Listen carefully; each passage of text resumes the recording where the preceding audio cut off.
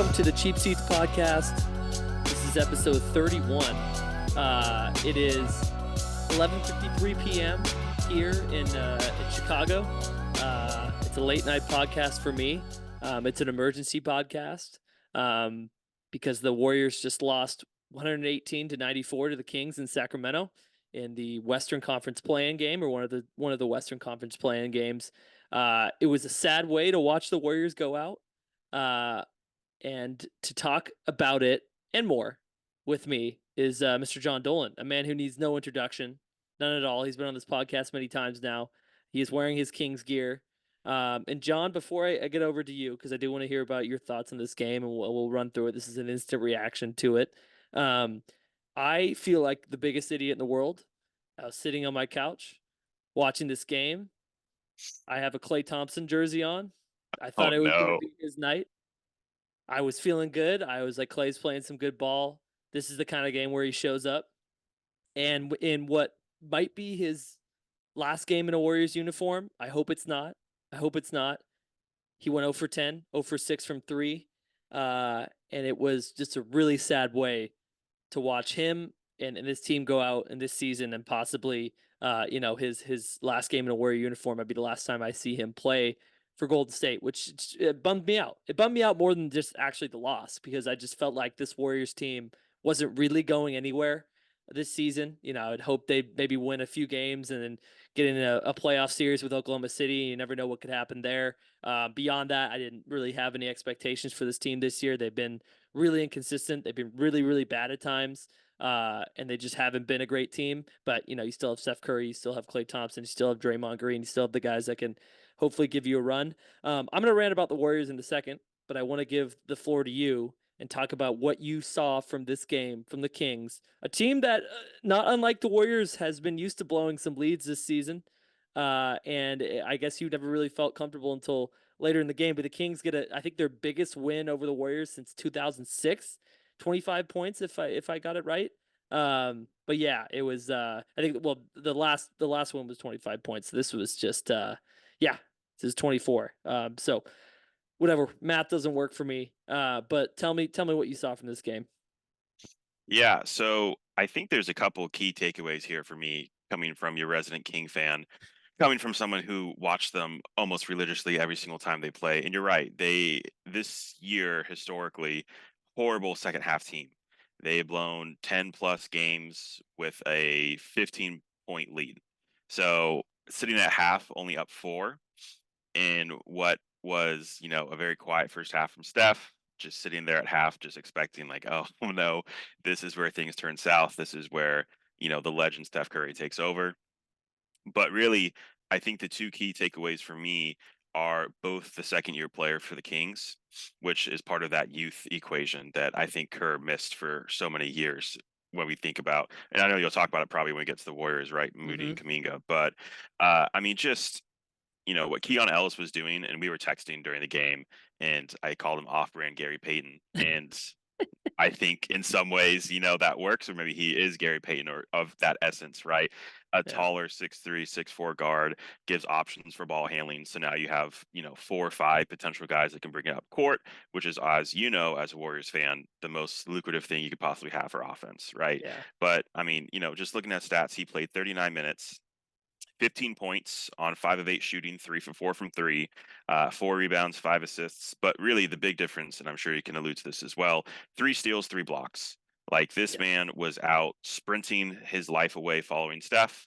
But I also think they did a really interesting thing in the beginning of the game, when they had Fox on Draymond, and I'm sure you noticed that too. They were playing the pick and roll differently. They Yeah. were trying to get a quick matchup on Steph, which I think we have not done before to the Warriors. I think it was a new look, and I think that kind of threw you all off a little bit early on.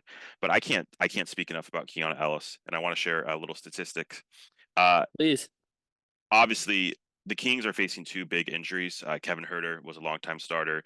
Tore his labrum. He's out for the season. He's not coming back. And then hopefully 6th man of the year. I don't know if it'll happen or not. Malik Monk obviously is out right now with an MCL sprain.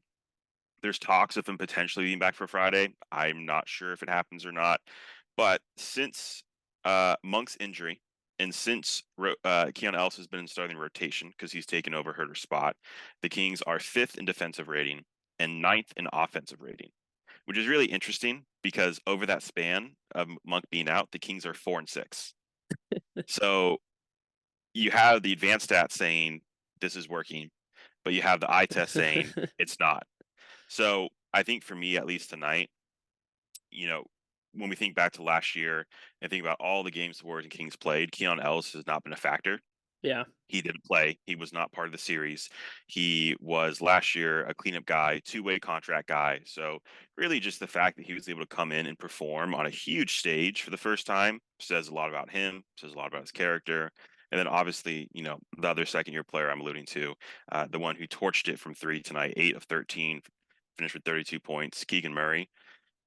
He had a couple great games in the series last year in the 7-game series, but at times the stage was a little too bright. So for him tonight just to come out nonchalantly, just shrug his shoulders and just from the get-go just start launching, right? He scored the first 6 or 9 points for the Kings, finished the first quarter with 14 points, I think. Like he was just letting it fly. So to see the confidence from Keegan Murray that I think Mike Brown and Fox and Sabonis and the others instill in him, and then just seeing Keon Ellis going out and playing his game, I think those two are the biggest factors for tonight's game. you know, Fox and Sabonis really didn't have that great of games. They were very mediocre. I think, even if we want to talk about Sabonis, Looney always gives him trouble. The Warriors always give him trouble. It's like some mental thing. He was in foul trouble.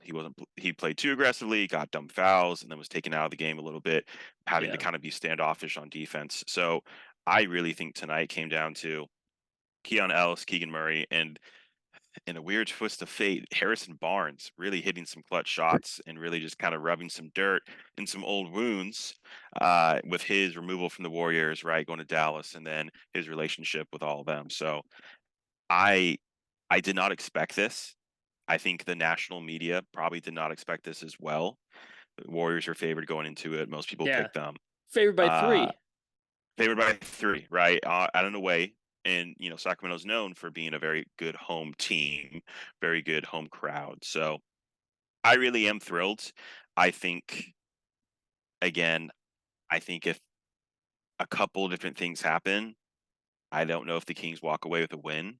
I'm ecstatic, and I know we'll talk about it, and we can maybe dive into it soon. But our next matchup is not any easier. But obviously, with who knows with the Zion update, him going out today with his Yeah. hamstring. But what were your thoughts on the Kings tonight? Yeah, no, I think you laid out all the points that I wanted to hit on. Are they shouting "Light the beam" in Sacramento? Or are they shouting "Sell the team"? Because I saw a couple sell shirts there in the front row. I just did want to ask you that. Vivek guy is not my favorite guy in the world right now. Although I do understand. I do understand. You know me. I like Sacramento. I think we talked about it last year. This crowd's great. Yeah, It reminds me of the old times at Oracle. Good memories at Oracle, just with the everybody just being so amped up for some playoff games and for playoff basketball because it hasn't been there for so long. And it's cool to see that again in a city that's near to my heart. So congrats to the Kings. I really do mean that. I did see on Twitter though that there are some Kings fans getting a little cocky. I'm not saying this is you, John. But it's one playing game. It's one playing game. Let's not yeah. get ahead of ourselves yet. And I was watching obviously the TNT guys, Christopher Hayes, I think is his name, Yeah. and they were talking about it being the biggest Kings win in the last 20 years or so, right? And I can see that argument. Yeah, and I don't want to discount I it because I mean it is big. I mean it's the Warriors, right? It's your Yeah, rival. It's a big win. It's a big meaningful postseason win. Not postseason, but it's postseason. agreed. But yeah, they haven't won a playoff series yet. Yeah, and I would argue obviously the next game is going to be on Friday in New Orleans. If that Mm, comes out as a win, I think that's a bigger win. I think yeah. that's a bigger statement Yeah, you're coming not from even a in the 10 playoffs seed. yet. Yeah, Yeah. coming from a 9 seed. We're not in the playoffs yet, and to Yeah. go into a city where we are 0-5 against that team this year, right? I think that sends a huge statement Yep. to if they do win that game, they're playing Oklahoma City, which we have had a very good record against this year, and we've won multiple games against them. I actually went to one of the games in Mm, Sacramento where we beat them for the in-season tournament, my first game of the year. I think I mm. sent you a picture of that court, but uh, you know, I I agree. It's a playing game. I do think though that the Kings, and we talked about the young Warriors last year too, just getting that first taste last year helped them for this moment. Yeah, That's what it did. I It, agree. it helped them calm the nerves. It helped them realize what they needed to do, where they needed to be, and that's the big difference. Is the experience last year helping them this year? I Yeah, think if I this think was the case last year, they lose. yeah, I think you saw that with Keegan tonight for sure. Yeah, He looked dialed in. He looked unfazed. He knocked down shots like he has done all year. He's a really good, talented 3-point shooter. So I was very impressed by him. And then yeah, the Harrison Barnes being the game high plus 29 was just a twist of the knife, twist of the dagger. Because he's really is public enemy number one in Gold State, just with yeah. the way he played in that finals many years ago. Never forget. And then him doing this to us, in an elimination game. It sucks. But congrats to him, I guess. And I will be rooting for the Kings. I want to put it on record. Uh, I will be rooting for them going forward. But I just want to We say, just appreciate you. hey, slow the roll a little bit. So let's win a playoff series first, and then I'm let's talk. I'm not talking to I'm you, with but you I'm just there. saying in general. I appreciate it, John. Yeah, I want to say some things about the Warriors, and I will in a second. But just to let the people know, we're going to do this kind of a recap here. We'll talk about this for a second, then we'll do a little bit of a look ahead at the playoffs as a whole. It won't be super in depth, but I think we just want to talk about some of the matchups we're really looking forward to watching going forward in this NBA playoffs. Maybe some predictions, yeah, just some things, just something to look at. So, just wanted to map that all out for everyone. Appreciate you listening as always. So the Warriors. It's just again, like I said, sad way to watch this team go out. Just a really sad way to watch this team go out. I I don't know if you listened. I don't know if you're a regular listener of the Draymond Green show on the volume, Draymond, John, but I don't think you are. You're probably not, but you should I listen. have Fun I show. have he's not my favorite after last year. What can I say? Yeah, we were hoping we get another stomping Another incident, stomp but stomp 2.0. did not happen. But I did listen to Draymond's interview with Klay Thompson on that show, and it just again I think I said when we many months ago back in November when we did our NBA season preview podcast. I talked about Yeah. this season. I want the Warriors to be competitive. I expected them to be in the playoffs. This is a disappointment, but at the same time, I was just like, I just want to enjoy another season, just having Curry playing well, still being at his prime, and having the supporting cast and the Splash Brothers and the Big Three, and just still having them play for my team for another year, which I think I enjoyed it a little bit. They made it very hard for me to do it with all the games they blew, and just how it all ended. But in that interview, I think Klay just talked about how he was in a better state just with coming off the bench and all these things that's happened to him this year. I think he has a better perspective on just who he is physically as a player now. And that made me happy to hear that. And it just based on the way he was answering questions, and I think Draymond did talk about kind of free agency in general. And it just seems like Klay wants to come back. I think especially with the way he played down the stretch, he can still be an effective player for the Warriors going forward, because he'll still can score the basketball. Obviously, tonight that did not happen, so maybe that drives that price down a little bit more when he hits the open market this off season. I think he might explore it. I think he's going to get offers, and the Warriors may offer something, unless it's a crazy offer from a terrible team that just really wants him to put him on the roster to get people in the seats.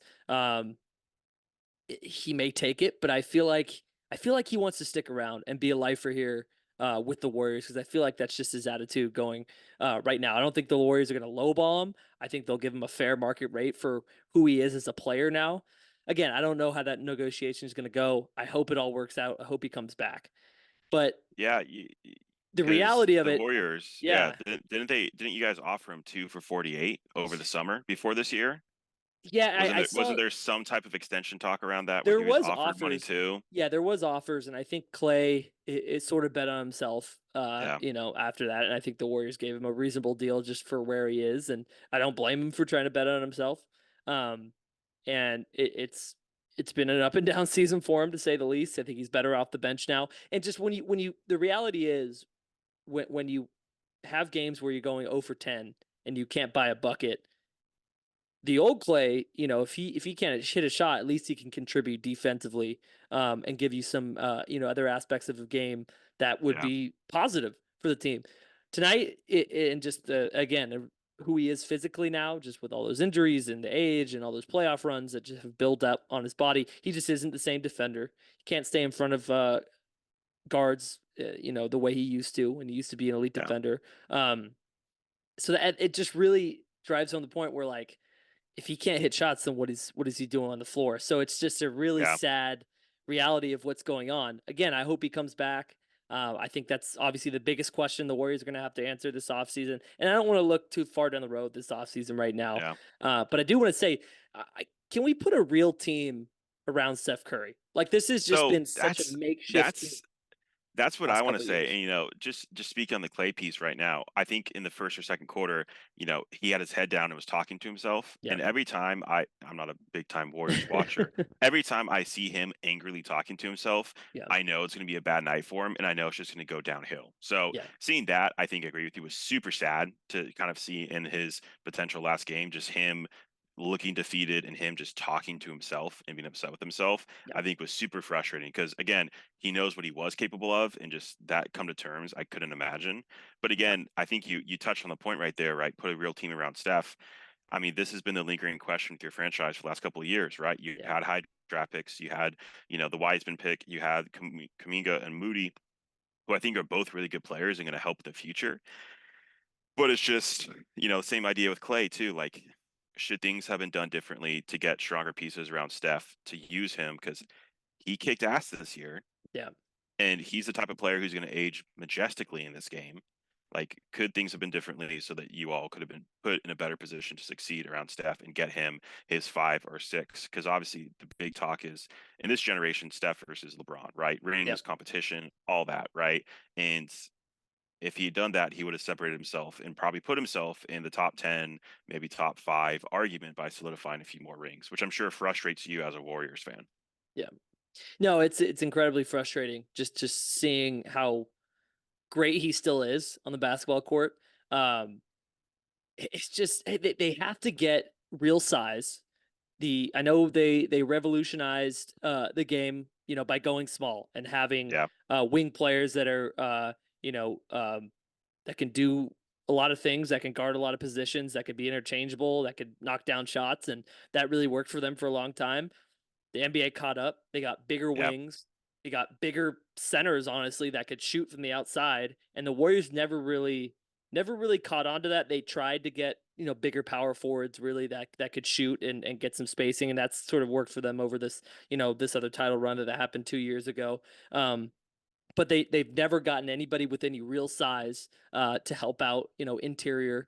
Um, and just they've they got Chris Paul. Obviously I think that's a better option than keeping Poole around with how disastrous that was last season, with how Poole played yeah, this season for the Wizards. So I mean I like that move, but again it's just like we have guards that are super small.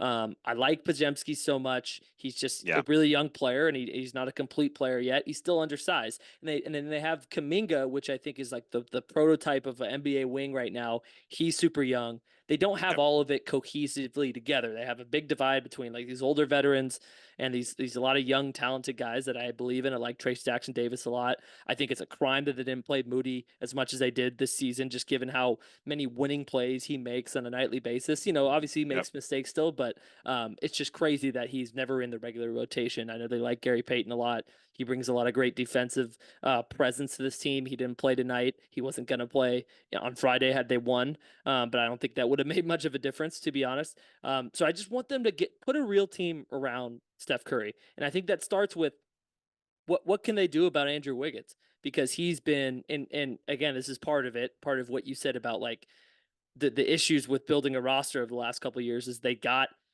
I don't know, I wouldn't say fortunate, but they had a insane title run, a miraculous title run, yeah, beat Boston. They signed Poole to a big deal. They signed Wiggins to a big deal, which is, yep, at the time I didn't think was a terrible move because they're both relatively young. I mean, Poole was young, but Andrew Wiggins was relatively young. He had just played the best season of his life. You'd think he could turn things around and keep playing the way he did. Obviously, Poole, things went sideways, probably because of a punch, probably because of other things. Wiggins has just been I think, consistently kind of moved back to the player that he was in Minnesota and early in his career, which is like he can be great some nights, and then most other nights he's just fades into the background, misses easy layups, misses jumpers, and tonight was just another one of those nights. So that frustrated me a lot. So they're going to have to And try to move on to his contract. I don't know if they can, but that's just, I think, what starts it for me, because they got to move on to from those deals. I think you're right. I think your frustration's validated. Yep. Andrew Wiggins is 29. Yep. It's not like he's on the decline. He is supposed to be in his prime of his career. Yep. He is a long, athletic wing. You Yeah. expect him to be able to come into, a Sacramento team that does not have good interior defense.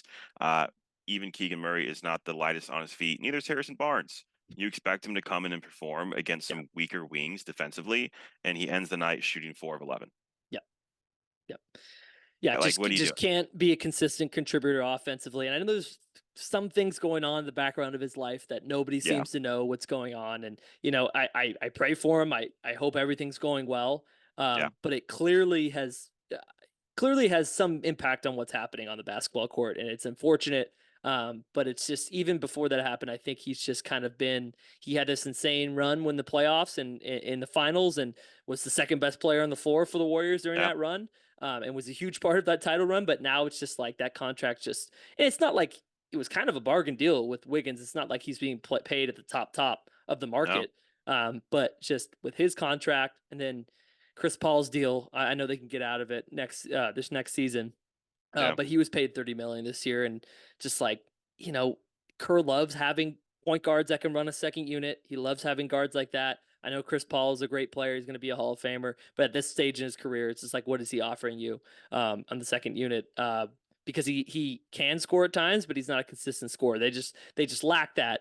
yeah. So And it's it's just not like they have so many issues on this roster. yeah, yeah. Paul's not a big guard. He's six No. feet tall and he's old, right? Like, just him getting so many minutes and, like you said, not going to Moody or those guys sooner rather than Paul.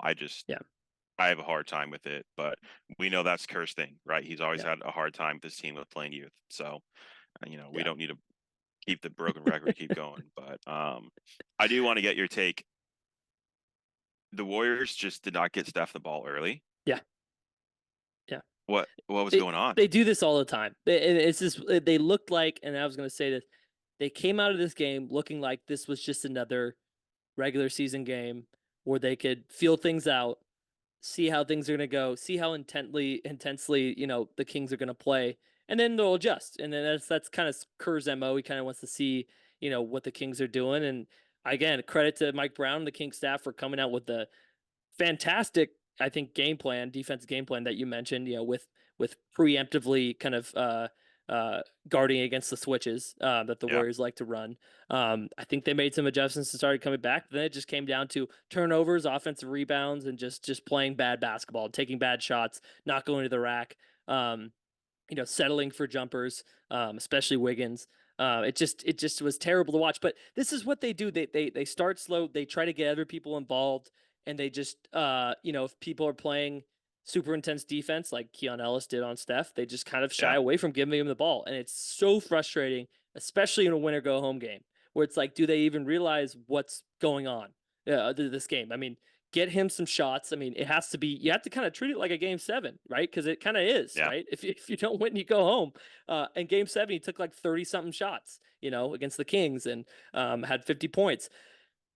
Tonight, I think he only ended up with With 16 shots, I 16 think. And I shots. think Yeah, 8 of he 16 shot from the floor. 50%. He went 8 Yep. of 16. Yeah. 8 of 6, and it was all too little, too late. They Yeah, didn't play defense. They sagged off all of the flare screens, all of the on-ball screens, let Kings shooters be wide open. Keegan Murray hit a lot of shots. He hit some wide open shots in the beginning because they just forgot to guard him in the switch, or just sagged off the screen. So it's just, I yeah. don't understand what the defensive game plan was. So I know I'm going all over the place on this, but it just was, I don't know. Again, this team wasn't going anywhere. This was the same team that I watched this whole season, with so many flaws, so many bad basketball plays, just bad turnovers, just careless. The way that they, attacked on offense, the way that they held the ball, the way that they protected the ball, very careless with everything. And the Kings are like kind of a similar team. They can be careless with the ball. Very They had a lot of much. turnovers when they were building a lead and trying to keep it, and they kind of let the Warriors come back in it a little bit. So it was just very frustrating to watch. But again, they need to get younger. They need to get more athletic. They just and size. That's the three kind of things that they need to. That needs to be the priority going this offseason because you keep Steph, you keep Kuminga, Draymond's still under contract. I think everyone else, again, I'm not saying they should get rid of Klay, although I will understand if he gets a better offer somewhere else and chooses to go somewhere else.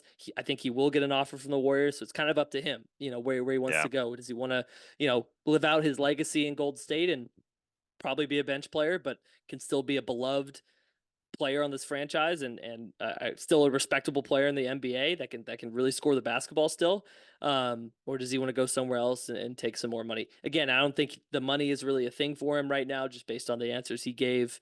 Draymond on the podcast. I'll take that what you will, but they need to get more athletic. They just need to catch up to the rest of the NBA. And I'll leave this on a stat that I saw. This just coming after their loss here. Danny Emmerman, I think, who writes for the Mercury News. Warriors were 22-31 against winning teams this year. They beat up on everybody. Sub 500, they were 24-5 against sub 500 teams. Above 500 teams, they were 22-31. It's just an indication of where they are as a team and where they are against like the better teams in the NBA this year. And going forward, they're going to have to adjust it. And I don't know what they're going to do. I don't know how it's going to work out, but I think Dunleavy realizes it. I think he made some of the moves this past offseason. I think with some of the draft picks they made, they wanted to go more athletic. They wanted to go with a guard that can play defense and rebound, but they need to get bigger. So that's all I'll say about the Warriors for right now. And I'm going to light this candle for you, John, right now, because I just need to pray to the Steph gods. So I'm going to do this real quick. I don't know if I'll be able to do it. May he watch over us. We need his blessings. Can't even light it right now. And, I'll accept this because, as we know, Fox is his brand. We need Steph to shine on Fox. Fox is going to get an extension with the Curry brand. Keep it going. We need Steph to shine on Fox. I'm all about it, baby. Light that candle.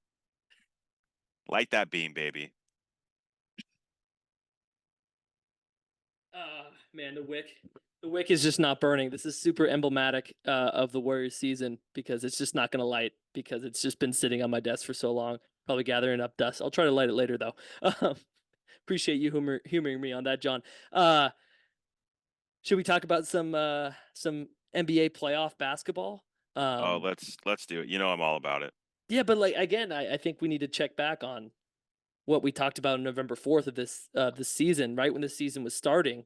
I think we had some sharp picks for some underdogs this season. For your lovely listeners, if you listen to every episode or just listen to the ones with me, back in November, Dominic and I made some guesses in the Eastern and Western Conference for what teams we think could creep into the playoffs or really creep up the playoff standings. And you want to start with the Eastern or Western Conference? I'll let you pick. Let's stay in the West right now because I want to get your thoughts on. We'll do the Western Conference first. Yeah. I know the Kings they're heading to New Orleans and they're over 5 against the New Orleans Pelicans this year. Yeah. But I will say that was one of the picks I had. Dark horse you picked for the dark horse teams for the Pelicans. I know they're not in the playoffs yet. They just lost to the Lakers, and the Lakers will be the 7th seed. But I did like this New Orleans team. Zion was healthy. Now maybe probably not. And when he was healthy, he dropped 40 points against the Lakers. Yeah, and and we were texting during this game too. And again, coaching can be so sporadic in this, but I know we were both just really confused with what really Green was doing. Yeah. Ending the game with no Jonas. Obviously, you're playing against Anthony Davis and you're having Larry Nance guard him. That's not going to go well. But then also BI is just not out there. Yep. For who knows what reasons. Yep. Meanwhile, you have CJ out there chucking, and while he's cold from the night, right? Yep. So just some really questionable calls. But I agree. I think the biggest takeaway is that one, since the All-Star break, Zion has looked like a menace, and tonight he got injured. And I don't know if you saw the reporting, but they're calling it left hamstring soreness or left leg soreness. But when you see his reaction walking into the tunnel, he's cursing and throwing a towel down. Yeah. I don't think that's how you react to soreness. Yeah. So I'm going to be really interested to see what the Pels do over the next few days in terms of his injury designation. What Hmm. are they going to release? What are they going to say? Are they going to play it close to the chest to try to keep the Kings on their toes? Yeah. And I know we're getting ahead of ourselves, but this was a great pick by you. Like I seriously, appreciate it, man. when we think of their roster, they have so many young guys that can stretch, and they had so many injuries. But you Yeah. had their young guys like Dyson Daniels, like Jordan Hawkins, like Trey Murphy, like Herb Jones, filling in and stepping into those roles. And they're they're exactly what you want for the Warriors. They're long, athletic wings who That can could shoot. shoot, can Yeah. defend, and they are just so in your face. And that's why they're such a bad matchup for the Kings, Yeah. right? Is Yeah. just their length, right? Trey Murphy is a fantastic 3-and-D player who's a shooting guard, and he's 6'8". Yeah. Like he is able to put defensive clamps down, right? Herb Jones is kind of same deal. Just looking at their players, right? They're all And tall, Ingram lanky. is super long and lengthy, and he's Yeah, a great scorer in his own right. He had a terrible game today. I think that's maybe why he kept him out. I really think Adam Silver made the call and wanted to make sure LeBron got in the playoffs, and the Pelicans obliged because they're like, okay, we can take this L, but if we win at home on Friday against a team that we've beaten 5 times this season, we'll get to play the Oklahoma City Thunder, who are the 1 seed, who are a little less experienced. So I think Adam Silver made the call there. That's what I think. maybe this was like a secret clause in the AD trade. Oh yeah. Maybe this goes back pre-bubble. Who knows? Like, bro, you gotta let me win if I come with the Lakers later. If I Right? come back to Right? Smoothie King Arena, you gotta let me win. Smoothie King Yeah, Arena. it was suspect, but yeah, Trey Murphy can shoot the lights out of the ball, man. Oof. I just watched him annihilate the Warriors last week. He couldn't miss a shot, and of course CJ couldn't miss a shot against the Dubs, but he missed everything today. So that Right. shows you where his priorities lie. Yeah, this Pelicans team, I think, like you said, they have the guards to match what the Yeah. Kings' strength is, right? They're their guard play, and they have the size with Valanciunas Yep. to kind of match the bonus as well. So it's just I think they're Yeah. well balanced. Again, I don't know what happened at the end of this game. I think they should have had Zion stayed in and had Willie Green actually had a good game plan down the stretch. I think they probably would have beat the Lakers. Yeah. They would have matched up against the Nuggets. Maybe they wanted to avoid that. I think the Lakers would probably get swept or lose in 5 games to the Nuggets because Nikola Yeah. Jokic and Jamal Murray off a week of rest. I don't know how the Lakers are going to win that game because I don't think they're a good team, but Yeah. I don't know. Who knows? But I'm with you there. The Lakers appreciate are it. it's gonna be an ugly series Yeah. for But them. your pick, though, your pick Funny for the enough, West. you just mentioned them, right? So You my said pick for my the pick was West, good, but let's hear about yours. right? So my pick for the West, I picked them early in November, and it's funny. I think one of the most important parts of their season I didn't really even touch on or talk about, but my pick was the Oklahoma City Thunder. And Mm, I think I placed them pretty interesting. coming in around a 4 seed, which for those of Yeah. you with your NBA standings in front of you, the Oklahoma City Thunder are sitting at the 1 seed in the West. Now it Wow. was a tie, right? It was what, a 3-way tie, 2-way tie, whatever it was. Yeah, I think it So was. Yeah. I understand it's not outright through tiebreaker, but Hey, man, one seed's a one seed. I picked them because towards the end of last year, I think they ended what 40-42 or 40 somewhere around that. They played in the play and Yeah. they lost, Yeah. and we were able to see Shea come out more. We were able to see the potential depth with Jalen Williams squared. Yeah. We were able to see some of the pieces they have. Obviously, Lou Dort being a good defensive guard. Josh Giddey being this point forward type deal.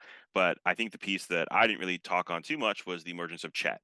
Yeah. And what we were Exactly. able to see is essentially the Warriors, but bigger because their offense is drive, cut, pass, drive, and it's just 5 spread, right? Yeah. So being able to watch their offense this season and being able to watch them perform and being able to see them live, because I did go to a game against them in October of this year, is just so awesome. And I think Shea is being one of those people listed for MVP, right? Probably going to be top 5 in voting.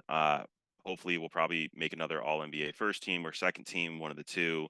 Uh, they are just they're going to be a problem for years to come, which really bums me out because they're so likable, they're so enjoyable, and I have a thing for small market teams.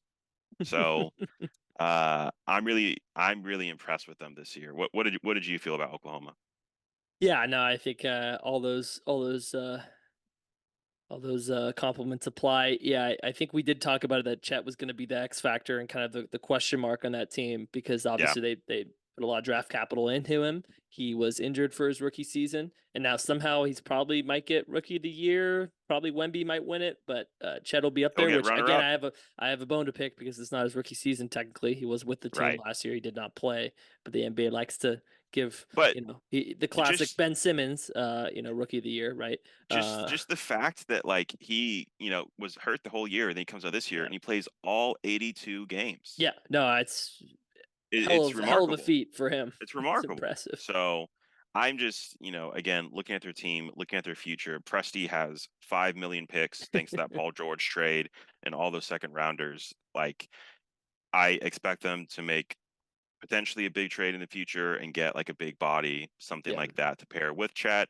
yeah. Or they're just going to keep building through the draft and be a menace for the next 30 years. I don't know. It's going to be one Yeah, of the two. I think just given Presti's history, I think it's just like keep building, keep Yeah. like a really deep team with a lot of athletes and a lot of length and a lot of scoring and yeah, I don't know. They're an impressive team. We did heap a lot of praise on Josh Giddey when we talked about it in November. Obviously before different things happened, but good to see him back out playing basketball. Good for him. That's all I'll say. But yeah, no, the Thunder are a scary team, but they are again they haven't had any really real playoff experience. Really, nobody on Yeah. that team. I mean, Shea, you could Yeah. say with the Clippers a little bit before he went over there, but he's the leader of this team. He's the Yep. best player on the team, like you said, MVP candidate. But Chet, I am impressed by again all 82, but also how well he was able to quickly become a really effective player. And even with his lack of uh, bone density. I mean, not bone density. No, his lack of just pounds that he has on Thickness. him. This He's a skinny guy, but damn, he can knock down shots from the outside. He has a really nice inside game, and he can block shots. So I think that's just all you Yeah. kind of need in today's NBA. I think it's Yeah. just like you can kind of get away with not having a ton of just girth inside, right? Yeah. And I think, you touched on it. It'll be interesting to see, like, obviously, super happy with how that pick fared out for me. But the question mark is going to be the playoffs, right? Yeah. Because every other team in the West has playoff experience, whether it's Sacramento that gets in or whether it's the Pels that get in. Both of them have playoff experience going up against a squad that doesn't. Yeah. It's going to be really interesting to see how they fare in away games, how they fare in the bright lights with everyone paying attention to them. So Hmm. I'm excited for it. Hopefully Shea can ball out like we know he can. And I think they're going to be a really fun matchup for whoever they play against. If it's Sacramento, I think it goes 6 or 7. Mm. If it's the Pelicans, I think it's the same deal. I think there's just going to be some mismatches on both ends you can take advantage of that might decide games. Yeah. No, I think either way it'll be this will be more of one of the most interesting, I think, 1-8 matchups, whether it's Sacramento, whether it's New Orleans, just given, who the Thunder are as a team and, who they'll be playing up against. Because the West is very competitive this year. Again, the Warriors won 44 games last year and were a 6 seed, and they're won 46 this year and they're a 10 seed and just got booted Right. out of the playoffs. So it's just crazy how much more competitive this West is. Yeah. And I think it's something we talked about. We Who said knows? we're above Maybe that. maybe the Kings will pull a Miami Heat from last year, beat the 1 seed, make it to, make it pretty far Hey, in the playoffs. Who knows? hey. Who I'm rooting knows? for it. I wouldn't hate that to happen, but Light the let's beam, like baby. I said, let's win a playoff series first. Before we move on to the East and our dark Yeah. horses there, because we have some picks. Anything? I think I'm just gonna open up like which matchup in this first round. I know we don't have we're missing Yeah. one right now, obviously with Oklahoma City, but of the three other ones, we have Lakers at Nuggets, we have Yep. Suns at Minnesota, and we have Dallas and LA, the Clippers in the series. Which one of those is the one that you want to pay the most attention to in this first round in the West? So the one, and I'll leave you the other one because I know we're both thinking of two that we really want to talk Sure, about. sure, Um, I'll talk about Phoenix and Minnesota. I sure. think that is going to be extremely interesting, just because Minnesota has length, and I think they're going to be able to take away options from Phoenix, and it's going to be really interesting to see how this new the new owner syndrome, right? Ishbia comes in, spends all this money, gets Beal. They just paid Grayson Allen. I don't know if you saw that too. He just got a Yep. fat contract as well. So So they're spending money on this core, but is this core going to be good enough to make it in the playoffs? when And I saw that, I was like, Allen, which Allen? Josh Allen? Oh shit, Grayson Allen's on the Suns. Oh shit. They paid him all So that money. so for me, like I think this is going to be a really important series. I think for KD and kind of his legacy, but also just Phoenix has kind of struggled with their playoff performances when we think of them getting dump trucked by Luca not too long ago. Obviously, they were made it to the finals, lost to Giannis, but I think for me, Phoenix is this big three team in an era where big threes have kind of started to die, and it's really been Yeah. big twos with a lot of role players. Yeah. So it's going to be interesting to see them going against essentially the other big three team in the West, which is going to be Anthony Edwards, Cat, and Rudy. So I'm really excited for that one. I don't know which direction it's going to go. Yeah. My gut says is that Minnesota is probably going to run away with it because of their defense, and I think that that size might be a little overwhelming for Phoenix. But KD's KD and Book's Book, and they're Yeah. both all-time offensive threats, and I'm not going to sit here and place all my money against them.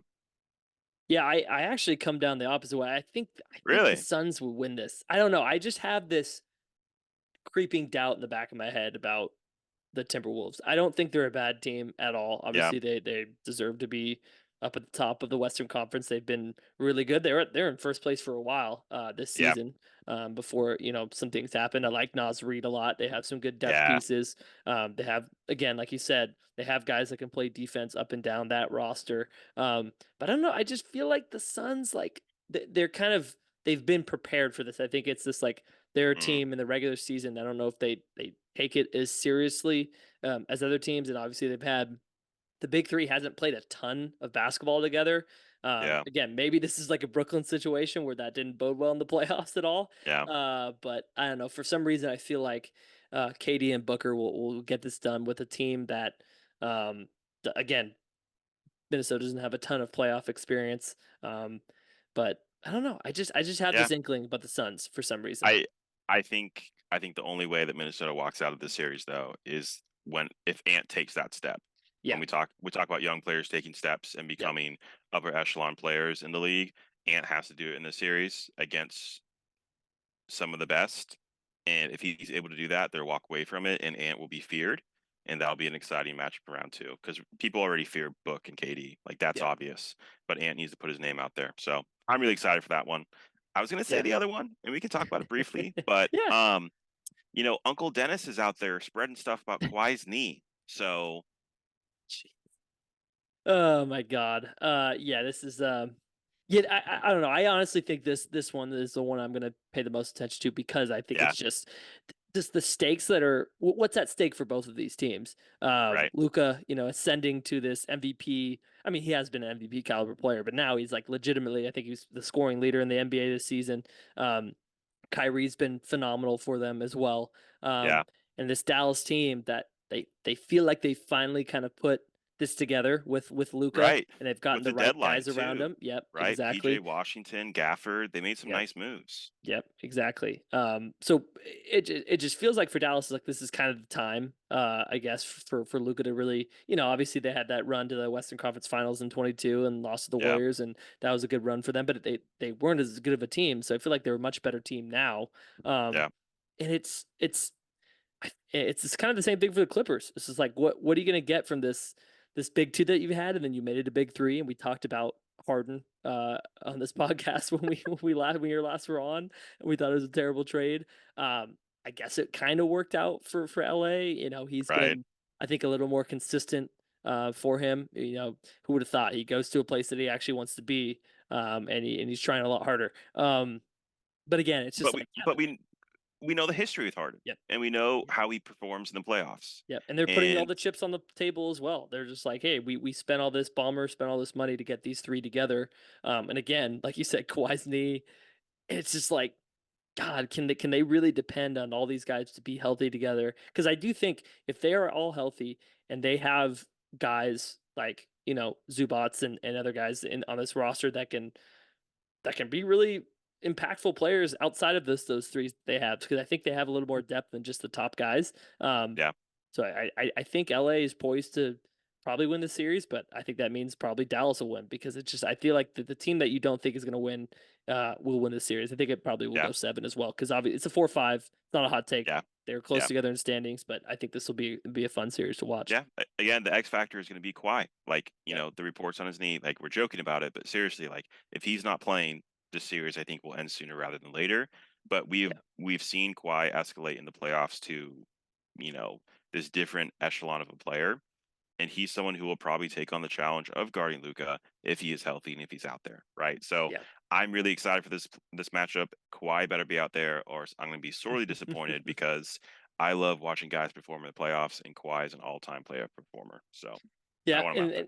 and you have is Russ healthy now? I mean, I know he was Yeah. hurt a little So bit. Yeah. and he had such a good impact for them this year off the bench.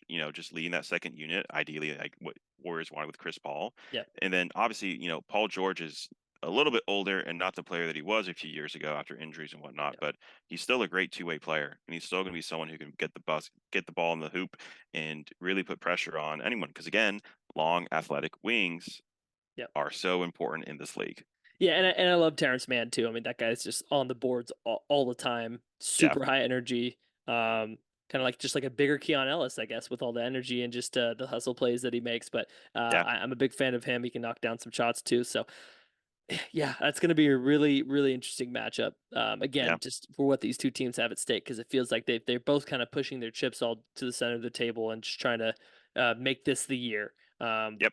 yeah, I don't know. Denver, LA, with the Lakers. I just feel like It's going to be ugly. I don't know. I don't know. This Denver team is still I think still will probably go to the NBA finals because I still agree with think they're you. just a dominant force and Jokic is a dominant force and again you know with Murray healthy, I think they can't be stopped. So I Yeah. don't know. Maybe the Like Lakers win one or two, but I really feel like it's Denver's series to it's lose. Yeah, it's the difference, right? Jokic averaged 34 minutes in the regular season. We know you bump that by 5 or 6 minutes in the playoffs. Yeah. And an extra 5 or 6 minutes of Jokic on the floor is an extra 5 or 6 minutes of the best player on the planet right now on the floor. And that's all that needs to be said. Yep. Okay. So we're looking like you know, Denver will play. How do they break it down now? It's Denver if Do they we think win do we think Oklahoma will lose the if four they play the five. Pels or the Kings? Yeah, I don't know. I don't want to get too far ahead. I Maybe know. just spitballing here, but I'm just saying like, Denver will play the winner of the Clippers in Dallas, so that'll be the Yep. second round, Yep. right? So Yep. again, you get another great I think series in the second round there with whoever wins that one. So I think we're Yeah. slated for a pretty good one. And then yeah, you could get Phoenix, OKC, you could get Minnesota, OKC, you could get either of those two teams against New Orleans or Sacramento. So we got some really the West is Yeah. going to be really fun to watch. Um, let's talk about the East, and we'll get Let's out of do it. here. Let's talk about Um, that garbage conference. exactly. That was going to be my transition. Is you have a West where you Denver's I think at that spot where again I think it's their playoffs to lose, but I think the West is so competitive this year where anything can really happen because there's some really good teams and really great players all across the conference. And in the East, it's just like Austin just kind of ran away with it. And when you look down and you Yeah. see the Knicks are the 2 seed, then you realize this how crazy I think just top heavy the East is. It's really Boston and Yeah. everybody else. Yeah. And it wasn't even like the Knicks clinching the 2 seed fully healthy. The Yeah. Knicks clinched the 2 seed while without their starting power forward, Julius Yeah. Randle. So Yeah. that really brings into question, I think, for probably both of us, the legitimacy of Yeah. the other contenders. Contenders, I'm air And, quoting if you're listening, and we did in talk the about East. how much we dislike Julius Randle's game and how much it maybe was holding the Knicks down. So maybe we are smart about some things. Maybe Um, we are, right? we called Ball it. movement. Who would have Um, guessed? yeah, but Tibbs. I was at the Bulls next game the other day, which they played like 3 times in the last week and a half of the season, which was crazy to me. But Tibbs leaving Josh Hart and Jalen Brunson in 45 minutes in a game that they're winning by 15 in the fourth quarter, and it's April. I was just like, never changed, Never Tibbs, never change. change, run him to the One ground. of a kind. Um, so we should talk about the teams that we picked in the East. You got a Sure. really sharp one, Indiana, baby. Yeah. Halliburton took that So, next step. Took that yeah, next I step. would talk about it in November. Obviously, Sabonis and Halliburton was a big trade, and a lot of people clown the Kings for it. And I still am gonna give confidence to the doubt that I think it was a good trade for both sides, which is why I picked Indiana to be my team. And I said I think they're gonna make it to the playoffs. I think I put them in as like an 8 seed or like a Yeah. play-in team. Yeah, you They had them actually seven finished. eight. They finished 6th seed, right? So They the were fact that technically they're tied with a lot of those teams in the record, but right, we won't some talk about that. tiebreakers there. But just the fact they got 47 wins, I think no one expected that from them. Obviously, they made a big trade getting Pascal Siakam, who fits them perfectly because Yep. Miles Turner can stretch the floor. Yep. And then obviously, when you have people like Tyrese Halliburton, Bennett Mathurin, just the players that they have, you're thinking again, very Warriors-esque influence, spacing, running, passing. That's the whole Pacers motto. And Tyrese is just a great person to be leading that charge. And Yep. he's a great guy, and I really like supporting him, which is why I picked him. And they're just going to be a very tough team to play. And I really like what they have going on. And I think that obviously they're going to be playing. Who are they going to be playing? They're going to be playing Yeah, Milwaukee. Milwaukee. And, Yep. Giannis, again, has this calf strain, and they're still questionable about Giannis playing or not. Yep. Dame is older, old, And can't play old should say, defense. old and can't play Refuses to defense. play And, defense. Indiana wins by running the ball up and down the court. And while that doesn't always work in the playoffs, especially later in the playoffs, I think that could work against Milwaukee. So Mm, I really like them also potentially as an upset over Milwaukee if Giannis isn't healthy. Giannis is the X factor, obviously, yeah. but I really love what Indiana did this season. As we know, Rick Carlisle is a great coach, I was going to mention NBA that. Yep. champion. He is, when they hired him, I really like the hire. You get an old coach in there for a young team, coach with experience who can shape a great point guard because that's what Rick Carlisle does is he shapes great point guards and he shapes good offenses. So Yep. I love everything Indiana's done this year. I didn't expect them to get a 6 seed, but I'm thrilled with them. How did you feel about them coming down to the end? Yeah, I was gonna say, Rick Carlisle, coach has been there before, been in a lot of playoff battles. I have a Yep. lot of faith in what he can do for this team. The Pacers are so weird because they're just a team that, like any given night, I just glance up, like, oh, they have 150 on like Yep. the Magic or somebody, Yep. and it's like, wow, they just run up and down the floor, they hit a ton of shots, they take a ton of shots. Yeah. Halliburton just guides that offense, does everything he wants. Gets the ball, distributes it to everybody. Has developed a much better 3-point shot than I think he has in the past. Um, Yeah. so he doesn't take a ton of them, but I think he can be effective when he needs to. And I love Tyrese. He's a big fan of Brock Purdy. They went to school together. So I do like watching Tyrese Halliburton. I do root for him. Iowa State. Iowa State, Um, baby. Go but Cyclones. yeah, I just again, like you said, with this Giannis injury, and with the way that Milwaukee kind of ended their season, and you have Doc Rivers, he probably is like, hey, we want this matchup rather Yep. than go to the 2 and then play maybe a Philly team with Embiid back in the rotation. Yeah. And or a Miami team that's always just tough in the playoffs. I think they just saw the matchup and are like, hey, let's try to take a chance. But again, like you said, if Indiana can run up and down and tire this Milwaukee team out, that Yep. has bigger players, that they have Dame who doesn't play defense, and Yep. especially if Giannis is out, maybe even for that first couple games, if Indiana can just steal at least one in One or Milwaukee, two. they might be able to Yep. put it away.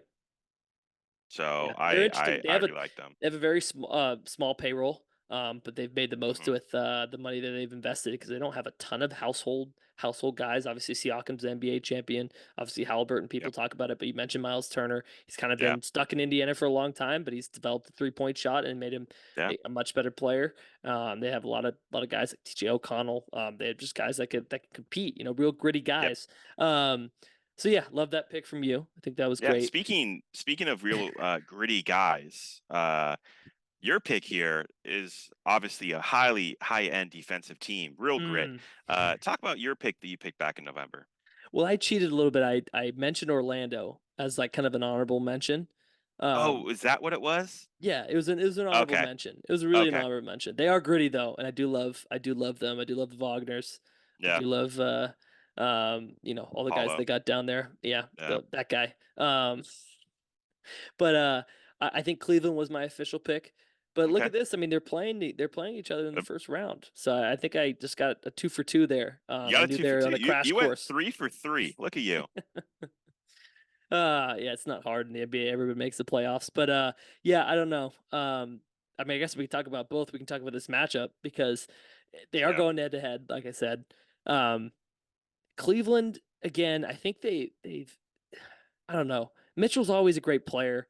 I Yeah. don't know if Mobley really necessarily made the leap this year. I think he's kind of still struggled. Um, And I remember we both talked about him in November. His yeah, defensive presence is incredible, but we both said the X yeah, factor is going to be his offense. yes, literally, yeah. And I just don't know if I've seen that much growth for him. But Yeah. again, I think these both are teams who are like, again, this is the East, where like we said, it's kind of Boston and everybody else. They just kind of are. I don't know if I have a ton of confidence in either team. I think this will be a really intriguing series. But do I expect either of these teams to go far beyond this? Maybe they can beat Indiana or Milwaukee in the second round, but I don't know. Sorry, they would play the Knicks or like Philly or Miami in the second round, because that would be like a 2-4, 2-5. So Yeah. maybe they can win another one. But yeah, I just think these both teams have a lot of flaws. They have a lot of talented players. I think Orlando should win this series because I think they play better overall team basketball, with like a lot of guys that are threats. But again, you have Mitchell, who's a star, Yeah. and can put up a lot of points. So I don't know. I don't know where to go on this one. And again, I think for me, and I'm leaning Orlando on this one. Yeah. There's been so many question marks around Cleveland. I feel like for the last 2 years, does Mitchell want to stay long term? I think Hmm. that's a question mark hovering. But I think the big one is just the fit in Cleveland. Yeah. Obviously, the Allen and Mobley experience has been, around 2 years now. And there's been some moments of success and some moments of this is maybe not working. It's Yeah. hard to have both guys on the floor because of the offense. And then obviously just their size. It feels like they've been lacking a wing forever. And obviously they got Struce, but Yeah. playing Garland, Mitchell, and Struce plus Moby and Allen does not do well necessarily for your defense because Struce, Garland, and Mitchell Yep. are smaller. So Yep. it just brings up those issues. And Mobley and Allen can only do so much defensively. So that's kind of why I like Orlando, just because they have the real makings of a 1 through 5. They have a nice bench. They have big guys that can come in and hit a three. Yeah. I do like their pieces, and I just think that they can really lock down defense in a 1 through 5 way, and I just really like Bankero, and Yeah. I like the story of Fultz, and I like the story of Suggs, and all these guys that they just have, and they're a small market team again. Look at us picking Hmm. all small market teams, right? But for me, I agree with you. I think it's gonna be a really interesting matchup. I expect this to go like 6, maybe Yeah. 7. I Yeah. don't think there's a clear cut like this team is gonna mop them, No. but I think it will be a fun series where we get to see the star players in smaller markets really shine. I don't know how many people are familiar with Banchero's game. Um, I think that'll be a lot of fun for people to He see, but plays also like just he's just a just big Franz guard. too. Yeah, Yeah, he, super big guard. he's beautiful to watch. He cooks the Kings. It's a thing of beauty. Yeah, it's again, Magic have some size. They have a lot of cohesion as a team. The Wagners, again, like I said, I'm a big fan of Franz. Yeah, Um, they got Cole Anthony, who could really fill it up. At the point guard position as well. So I don't know. They're a cool team. And you said like Cleveland, they have a lot of just like smaller guards who can really shoot the lights yeah, out. Sam Merrill's one of them. I think he had a really hot streak during this yeah. season as well. So I mean, if you're not careful and you don't get out on Struce and Merrill and those guys that they have, they can hurt you. But But they also like defensively, it's unironically yeah, rely on Dean Wade. yeah, yeah, And if you're exactly. unironically relying on Dean Wade, like Uh, not Dwayne Wade, I'm saying Dean Wade, Dean the Wade, tall white K guy. State, yeah, from K Yeah. State, If yeah, you're relying on him, it makes me a little nervous. I'm just gonna throw that out there. yeah. Okay, I think we did good of establishing. I don't know if we trust either of these teams, but it will be fun to watch, maybe. Yeah, and then we have other two series that aren't really decided yet. So Yeah. we'll see about what happens with the Eastern Conference play-ins tomorrow. I will be at the United I Center. Can't wait to oh, watch Bulls Hawks, baby. Bulls it's gonna be Hawks an awful game. 9-10. Hey, I think the Bulls could do it. They could run the table, get an 8 spot, and really challenge the Celtics in that 1-8 matchup. God. Oh my God. Yeah, I I'm just think looking at it. yeah, I'm not even considering the Eastern play-in or the 8 spot. The Celtics yeah, are just gonna run the table with that. yeah. But It'll be fun. You're This Knicks matchup though, I so assume that's I what I was think gonna Philly will win. They're at that's what home. I'm They looking have at, Embiid right? back. Yeah. So what do you And think? just I'm just like, Embiid coming back at the perfect time. And obviously the big question mark Embiid always is Yeah. his in shape, Is he being 100%? Yeah. in game shape. Is he Yeah. 100%? And obviously he's not in shape because he's been out for so long. But I love Maxi. I love Embiid, and Embiid's going to present problems to New York, and he's going to get Robinson in foul trouble. He's going to get Hartenstein in foul trouble, and I think the Sixers are going to win. And then I think it's going to be a really interesting matchup for whoever they get next. And I could see them, kind of playing this right, sneaking into the finals in the Eastern Conference against the Boston Celtics, right? They're Yeah. they're in that 7 seed, so there's potential meeting up. Like, we know how well they were doing. Embiid was looking like another MVP candidate before he got hurt. I think, they're going to be like this Miami team from last year, where they're a lower rank. Regular season didn't go their way, and they're just going Yeah. to come out and surprise teams. Yeah. I think, you get a 2 seed and you get awarded with playing Embiid, no matter what is really happening around him on the Sixers. I think they aren't necessarily the team that they had last year. They lost a lot of those pieces, obviously Harden and Yeah, Niang and those guys. But Maxi's been a lot better of a player. So with him back, I mean, maybe the sky's the limit for this Philly team because Embiid is that kind of player. He is dominant again if he's 100%. But I don't know. I wouldn't discount the Knicks. I mean, Brunson's playing out of his mind. He's playing the best true, basketball of his career. true, Again, it's Tibbs ball. They have just a bunch of guys that can, at least in the starting lineup and a couple guys off the bench. They have Achua, they have an Anunoby. They got those guys from Toronto, and they play true. great defense. They can contribute offensively. So I don't know. They're a better team, obviously. I think than last year and the years before. So I think that would be again another fascinating matchup. But again, is anybody going to beat Boston? I don't think so. I will be shocked if anybody beats Boston in a 7-game series in the East. But I Yeah, am fascinated, assuming Boston gets to the finals, like who they're going to match up with coming out of the West yeah, because it's and go I ahead. I I I think the only hurdle Boston will have to face is, can we stay healthy? Yeah. That's Yeah. that's it, right? And when we're saying can they stay healthy, we're mostly looking at Kristaps here, right? Yeah. Is he going to be able to stay on the court for the entirety of the playoffs? And if that's the case, then I think we both agree there's not much there. But for them, the hurdle is health, and if they can all stay on the court, it's just a nightmare for everyone else. Yeah, I mean they have the best starting five in the NBA, best record by far.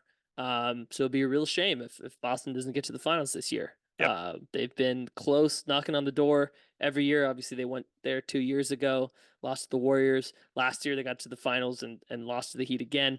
yep, But maybe if the Heat get bounced early, maybe that opens up a path for them because it feels like they match up well against everybody else. So yeah. John, this was fun. I know it's getting late on my end. It's getting late on your end as well. You're a working man. Uh, but this is cool. I appreciate it. I always love talking ball with you. I knew when I saw that the Warriors were playing the Kings, I knew I had to get this set up again because it's just a tradition unlike any other. Getting John Dolan on the podcast, talking Warriors Kings in the playoffs, in the play in. I appreciate it, man. I hope you have the best time tomorrow cheering on the Bulls. And let's go Kings. Let's light the beam and let's have a good playoffs. I think it's going to be a fun year. I think so too. Thanks, John.